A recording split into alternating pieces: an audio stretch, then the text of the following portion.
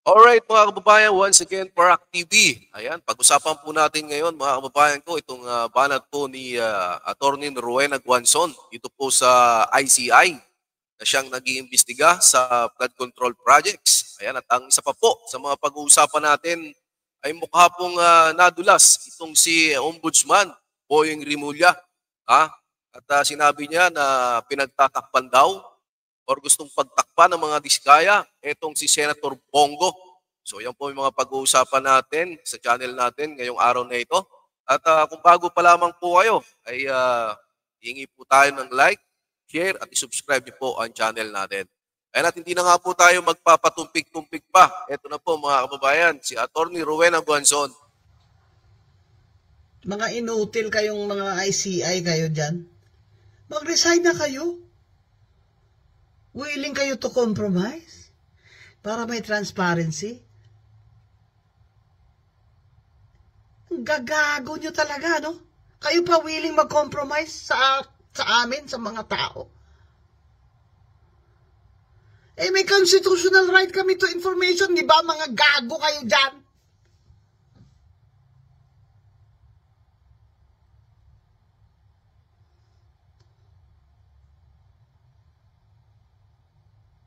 So, sawa na kami sa mga katutaan nyo, mga kahayupan na walang mananagot. Walang mananagot. Si Romualdez pa ngayon ang hero? Aba, putang ama! Ang mastermind pa? Ang mag-state witness? Yun ang i-recommenda nyo, mga ICI kayo, mga inutil kayo. Ang utos sa inyo ni BBM, si Saldi ko lang, ang ikukulong nyo, yun lang yun? Yun na? Talagang untouchable si Romualdez sa Martin Luther King, ha? Ay, kung hindi nyo kaya, panindigan yan. Yung putang aman yung ICI na yan, wala nang trust ang tao sa inyo, mag-resign na kayo lahat. So ayan po, napakalinaw po. Gusto pong pag-resignin ni Atty. Rowena Guanzon dito pong mga ICI na ito. Dahil ang nakikita po kasi ni Atty. Rowena Guanzon dito ay hanggang dito lamang po mga kababayan ko kay Saldico ang pupuntahan po ng investigasyon. Sabi niya rin dito na yung mastermind pa ngayon ang magiging state witness. Ako ICI sana pag-isipan yung mabuti yan kasi ang taong bayan po ay nakatutok po sa investigasyon nyo. Unang-una, karapatan na nga po ng mga mamamayang Pilipino na malaman kung ano po nangyayari sa mga hearing nyo dyan po sa loob ng ICI pero wala naman po kayong mga live stream. At ito nabalitaan pa nga po natin, no? Na si dating speaker Martin Romualdez pa, no? Ang magiging ngayon, ang magiging state witness. Gaano kaya ito katotoo, mga kababayan ko? Ha? Anong masasabi nyo na si Martin Romualdez pa ang magiging state witness? Karamihan po kasi sa komento ng mga kababayan natin Pilipino sa social media ay itinuturo po na mastermind itong si Mr. Speaker Martin Romualdez. Yun po yung nakikita kong komento sa social media. Tingnan po natin yung balita kaugnay niyan. Sa katanungan kung pwedeng maikonsidera bilang state. Simulan natin sa simula. Ito. Bahagi ng Malacanang ang posisyon nito sa katanungan kung pwedeng maikonsidera bilang state witness si dating House Speaker Martin Romualdez kaugnay ng isinasagawang investigasyon sa umano'y irregularidad sa mga proyektong flood control sa pamahalaan. Nako, ayan naman. Nandiyan na naman si Auntie Claire nyo. Sabi po sa balita na yan, palasyo kay Romualdez bilang state witness. Depende sa kanyang magiging salaysay. Ano kaya ang magiging salaysay ito ni Mr.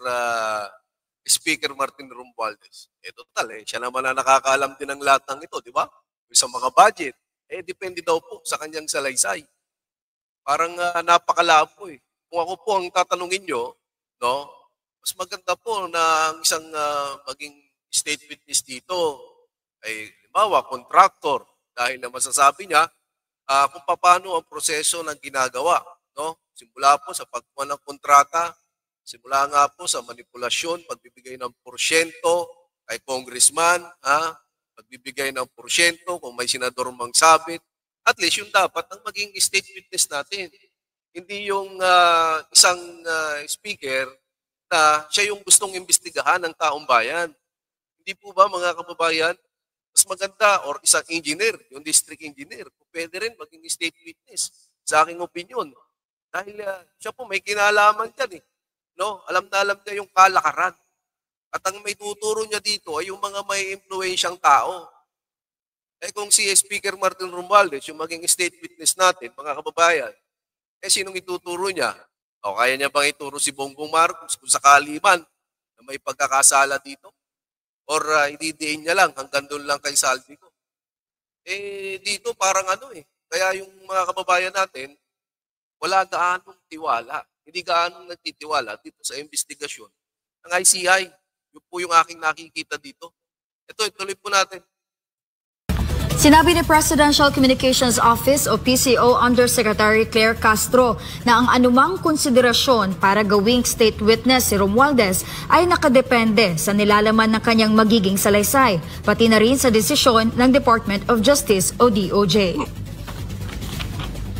Depende po sa kanyang magiging salaysay at kung ano po ang kanyang mailalahad.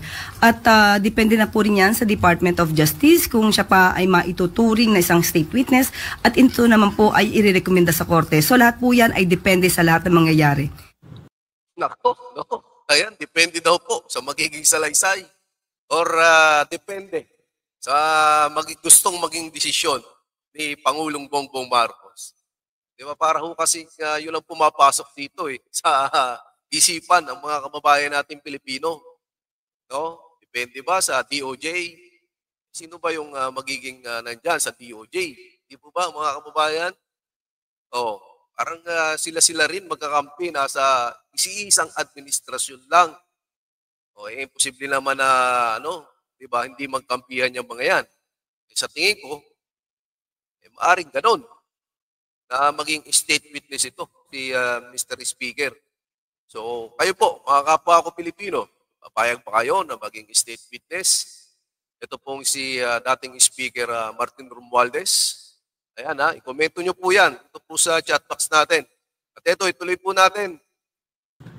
Dagdag pa ni Castro, sa kasalukuyan na hindi pa maaaring sabihing kwalipikado si Romualdez bilang state witness hanggat hindi natatapos ang pagsusuri sa kanyang mga ilalahad na impormasyon at testimonya.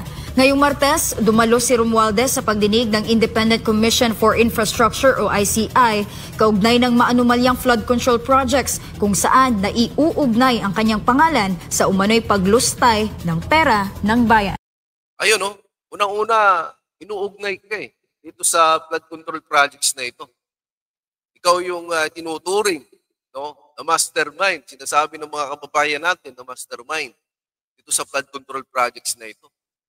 Pero, maaari ka bang maging state witness? Sa tingin nyo mga kababayan, pwede kaya yun? At nagpasalamat pa siya.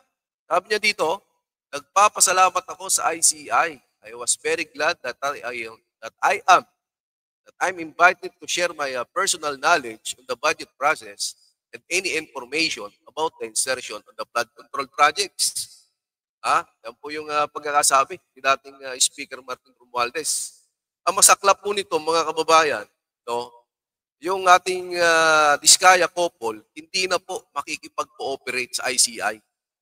Tingnan nyo po mga kababayan, hindi na umano makikipagtulungan ang mag-asawang kontraktor na sina Carly at Sara Diskaya sa investigasyon ng Independent Commission for Infrastructure sa maanumalyang flood control projects ayon kay ICI Executive Director Brian Kit Pusaka ngayong Miyerkules, October 15. Sabi niya pa dito, they invoke the right against self-incrimination and manifested that they will no longer cooperate with the investigation being conducted by the ICI.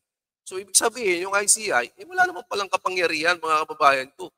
Kasi, pag sinabi mo nang hindi ka pupunta, nag-invoke the right against self-incrimination na, wala rin magagawa. Limitado lamang din pala ang kapangyarihan ng ICI. So mabuti, mga kababayan ko, kung ako ang tatanungin, mabuti po na buhayin natin yung Blue Ribbon. At pamunuan po uli ni Senador Marcoleta para magbalik po ang tiwala ng mga kababayan nating Pilipino. Dahil pa naaamoy ng mag-asawang Diskaya na maaring maging state witness itong si Mr. Speaker, dating Speaker Romualdez, kaya ayaw na nilang sumipot, ayaw na nilang makipag-cooperate dito sa ICI probe na ito. Ito po makikita po natin, mga kababayan ko, kung paano ang galawan ng administrasyon natin. Ginawa ba itong ICI para mag-imbestiga ng patas? Tayo po, nagtatanong lamang tayo, ano? Ginawa ba itong ICI para mag-imbestiga ng patas? Or ituro lang yung mga ilang sangkot? Kasi yun po yung nakikita natin dito eh. Parang papunta lang ito sa mga kontraktor at kay Saldico. Parang walang mas mataas pa kay Saldico na maaring masangkot dito. Diba? Yun po yung nakikita natin. Oh. At ayun nga po, mga kababayan ko, 97% po ng mga kababayan natin Pilipino. Ayan, no? Pulse Asia. 97% of Pinoys believe government corruption is widespread. 3% na lamang ang hindi naniniwala. O, yun po yung mga no? Yung mga sumisigaw ng Marcos pa rin. Pero dito kitang-kita nyo na 97 po ng mga Pilipino na naniniwala sa laganap na korupsyon. Ito po yung pinakamatindi, yung administrasyon na ito. Hindi po ba, mga kababayan? Napakatindi po. Ganyan na ho, karami. Baka sabihin nyo, bakit itong mga ito hindi nakikisa sa mga rally, yung 97%? May mga trabaho dyan yung iba eh. Kaya hindi natin nakikita. Yung iba, pinagpapasa Diyos na lang. Pinagpapasa Diyos na lang ng iba na mangyaring pagbabago. Yung iba, inasa nila sa Blue Ribbon. Diba? Na gustong-gusto nilang mapanood ng live. Pero wala rin nangyari dahil nga merong ICI. Ngayon, kung ang yung mga from road to yung farm to market, yun ang iimbestigahan nila, maaaring diversionary tactics po yun. Unahin po muna natin itong flood control. At dahil po dyan, sa 97% ng mga Pilipino na yan nagsasabi na laganap ang korupsyon, may pahayag po dyan ang ating Pangulo. Ayan. The opposition would love to bring me into this, to include me in all of this. But that's politics. Gusto nila akong tanggalin. Alam niyo po, Mr. President, talaga hong sangkuto kayo dyan. Unang-una, ako naniniwala na kayo ay pumirma ng budget. Kayo ang pumirma sa budget natin. Bago tayo pumirma ng budget, dapat po yan ay pinag-aaralan. Bago kayo pumirma. Sino ho ang gustong tumanggal sa inyo? Opposition? Sino ho ang opposition ang sinasabi nyo? Yung mga Duterte ba? Yung mga Dilawan ba? Sa ngayon Mr. President, ang tumatayong opposition ay ang taong bayan. Taong bayan po ang tumatayong opposition nyo. Dahil nakikita ho na matindi ang korupsyon. Ayan po, nakikita po na sa administrasyon nyo, napakatindi ng korupsyon. Kaya nyo siguro nasasabi na gusto nila kayong tanggalin. Dahil nga ho, hindi kayo nakakapag-perform ng maayos. Hindi nyo po nagagawa ang trabaho nyo. 3 taon po kayong nandyan, pero anong nangyari? May mga maanumalyang budget pa tayo noong 2025. Ano ho kaya yung 2023 at 2024? Kung nabuklat din ng ibang mga kongresista yan. Hindi naman ho ito kasalanan ng mga Pilipino. Ang tumatayong oposisyon ngayon ay yung mga Pilipino na naniniwala na talagang malaki, malawak ang korupsyon diyan po sa inyong administrasyon. Hindi po ito usapan ng politika. Dahil kaming mga ordinaryong mga Pilipino, wala kaming pakialam sa politika nyo. Unang-una, di ba? Wala kaming pakialam sa politika nyo. Ang sa amin dito, gusto naming wakasan ang korupsyon, gusto naming may mapanagot. Eh sino ba ang namumulitika? Sa tingin nyo? Oh. Nung daling ba sa dahig si Pangulong Duterte, hindi ba yan malinaw na pamumulitika? Tingnan nyo, at binanata na naman kayo. Ito, ni Congressman Kiko Barsaga. Doon po sa pagkakasabi ng Presidente, gustong isangkot ako ng oposisyon sa lahat ng ito, pero politika lang yan, gusto nila akong tanggalin. Ito po ang sagot ni Congressman Miao Miao. Buong Pilipinas gusto kang tanggalin. Bagsak na ang ekonomiya natin dahil wala kang ginawa, kundi magnakaw. So yan po ang pagkakasabi ni Representative Kiko Barsaga. Napakalinaw po yan. Oh. Buong Pilipinas gusto kang tanggalin, gusto kang palitan, gusto kang pag-resignin na hindi mo naman magawa dahil mapapahiya ka sa buong mundo. Sikat na nga po tayo sa buong mundo, di ba? Dahil sa pinakamatinding korupsyon sa administrasyon na ito. Oh, pinabasa nga ako parang pinababawi yung pahayag na matindi raw ang korupsyon sa itong administrasyon na ito. Hindi ho, yun ang nakikita ng mga kababayan natin. Ang buong mundo ay nanonood sa mga kababayan nating sa bansa natin. Kung ano ang ginagawa ng mga kababayan natin na aksyon.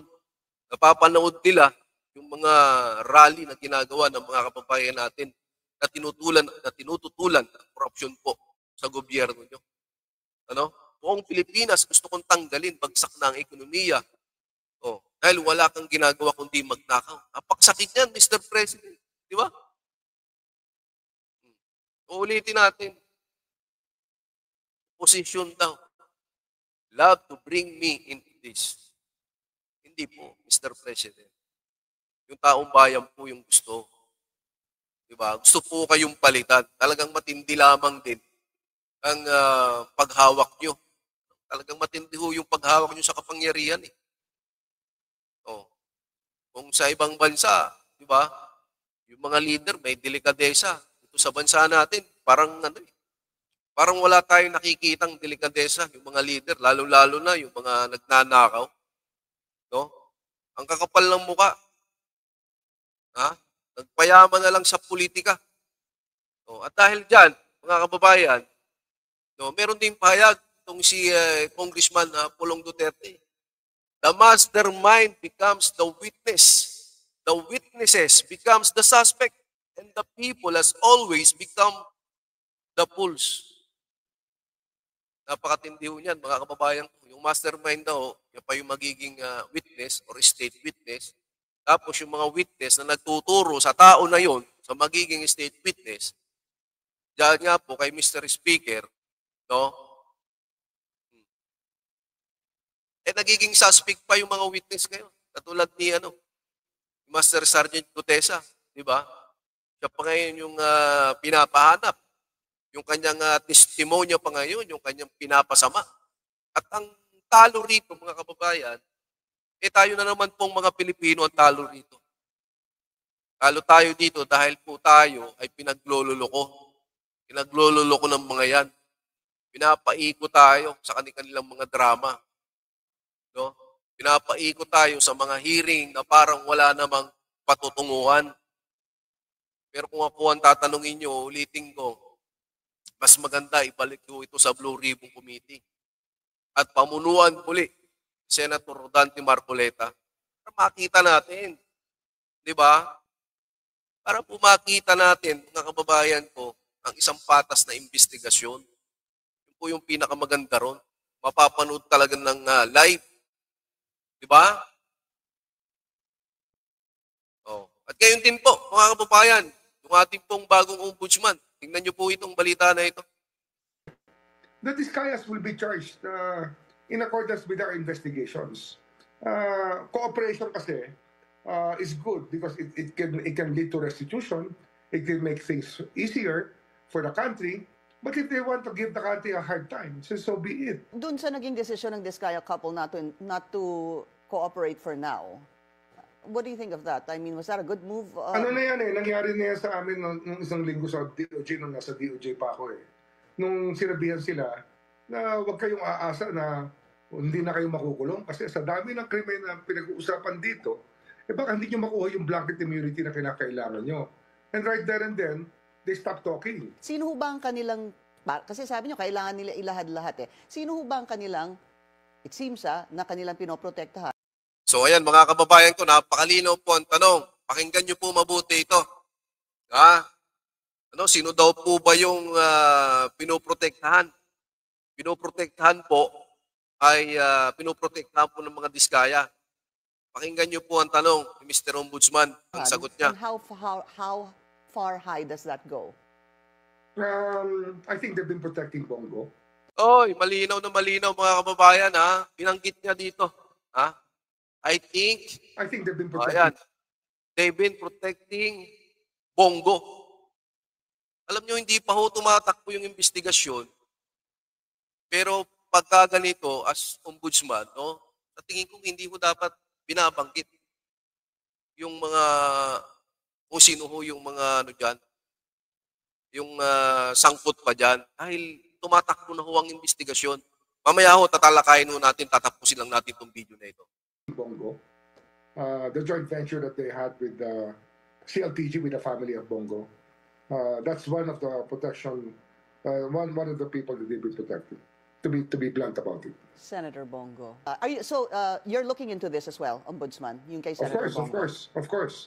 Ano yan eh, kasi nga yung mga prohibited interest, conflict of interest, isa yan sa special, special areas of concern in researching the culpabilities of people so we can have restitution given to the country. Marami kasing nangyari dyan na may conflict of interest talaga, especially marami sa congressmen. They were even the contractors in their own districts. Kapatid nila, o kaya minsan sila mismo. But that's what you call low-hanging fruit, Ping. So ayan po, napakalinaw po mga kababayan ko, no? Balik lang natin yung balik lang natin doon sa may pangalan ni Senator Bongo.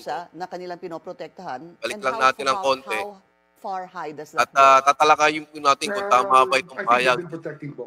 Yan, no? Tama ba itong pahayag po ito ni Ombudsman? Dahil ako may nakita po ako rito, mga kababayan, may nakita po ako na duties and limitation of the Ombudsman under the 1987 Constitution and RA 6770, the Ombudsman Act of 1989. Unang-una po nakalagay dito, ang ombudsman daw po must remain impartial and discreet during the investigation. Sabi po dito, the ombudsman should not make public comments or accusation while an investigation is still ongoing. Dito mapakalinaw po mga kababayan ko. As an ombudsman, sana hindi mo lang muna sinabi yung pangalan ni Senator Bongo. Dahil rin yan parang nagkomento public comments and accusation. Well, investigation is still ongoing. Investigation dahil Senator Bongo, yung kanilang pamilya ay na contractor din, ay idinadawit dito sa maanumalyang flood control na ito. This is to avoid influencing public perception or witnesses and to maintain neutrality and fairness. Para maging neutral po kayo, para magmukha pong neutral kayo sa mata po ng taong bayan. Yun po yung pagkakaunawa ko dito. Number 2, must act based on evidence and not suspicion. Sabi niya dito, I think there must be protecting Bongo. Hindi ho yun ebidensya. Must act based on evidence, not suspicion. Although the ombudsman may initiate an investigation motu proprio on their own initiative, they must have a factual or documentary basis, not mere rumors or speculation. They make public statements suggesting guilt before any findings are made that we can be viewed as prejudicial or unethical. Parang hindi ho tama Ewan ko lamang kung dito po kay Ombudsman Rimulya, kung alam niya ho ito. Ito po yung pangatlo. Confidentiality rule during the pending investigation. Ongoing pa pending pa yung investigation All investigations are confidential until a formal resolution or finding is released. That means, ito po, names, details, or allegation should not be publicly discussed until the process is completed. Yung daw pong mga pangalan, detalye, aligasyon ay hindi ho dapat dinidiscuss sa publiko hanggang hindi po natatapos ang proseso. Yung ginawa ko ni Mr. Ombudsman dito, sa tingin ko ay mali. Although, pinangalanan niya nga itong si Senator Bongo dahil tinanong po siya ng reporter, pero tumatakbo pa ho yung investigasyon eh. Ito pa yun ang pangapat. Sabi pa ho dito, Ombudsman must avoid political bias. Under the Civil Service Code and RA 6713, Code of Conduct for the Public Official, the Ombudsman must avoid a statement that can be seen as politically motivated, especially if elected officials are involved. Napakalinaw. Must avoid political bias. Alam nyo naman, kasi Senator Bongo ay kaalyado ng mga Duterte. At nandiyan pa, di ba? Elected official. Nako, mga kababayan to. Ito na ba yung trabaho ni Mr. Ombudsman? Tama ba yung mga nababalita natin na iisa-isahin? No? Iisa-isahin yung mga Duterte, yung mga senador, mga Duterte. Nakita ko rin po sa social media, no? 3 senador ang maaring masangkot. Yung po yung nababalita. Yung po yung aking nabasa. 3 senador ang nababalita na masangkot sa flood control na ito. Hindi lang po basta-basta senador. Senador na part po or kasama sa team ng Duterte. Ayun po yung pang-apat, Ombudsman must avoid political bias.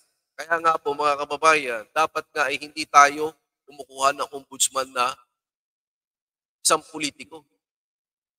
Hindi mo maiiwasan yan mga kababayan. Pero ganun pa man, nakaupo na siya dyan at nagsisimula na siyang maglingkod sa mamamayang Pilipino. Protector of the people, yun po dapat ang ombudsman natin. Dahil dito po sa number 5, public trust is the highest standard. The ombudsman is called the protector of the people. This means every action must be guided by truth, fairness, and independence, not by personal opinion or political influence. If an ombudsman publicly implies that someone is guilty before the investigation concludes, that goes against the spirit of impartiality and due process.